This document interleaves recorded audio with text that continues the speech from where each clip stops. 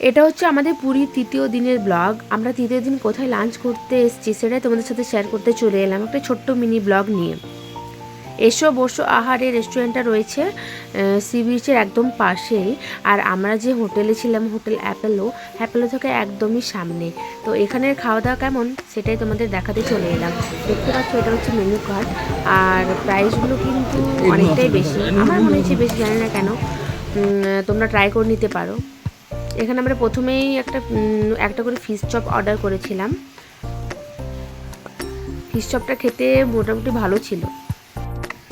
তারপর অর্ডার করেছিলাম দুটো থালি। তো থালির মধ্যে দেখতে পাচ্ছ ওখানে পোলাও আছে, ভাত আছে, একটা করে বেগুনি আছে, আর পাঁপড় ভাজা দিয়েছে। ডালটা কিন্তু খুব সুন্দর ছিল, আর একটা ঢ্যাঁড়সের সবজি ছিল, আর একটা ওখানে কোপ্তা টাইপের ছিল, আর এখানে পার্সে মাছ ছিল, তারপরে এখানে ভেটকি মাছের পাতুরি ছিল, এখানে রসগোল্লা ছিল, চাটনি ছিল, আর পরে আমরা আর একটা পমফ্রেট মাছ অর্ডার করেছিলাম। তো আজকে লাঞ্চটা এখানে আমরা শেষ করলাম। আর এখানে খাবারের টেস্ট মোটামুটি ভালো, কিন্তু দামটা একটু বেশি। তোমরা যারা আসবে অবশ্যই আসতে পারো, 16 আনা বাঙালি।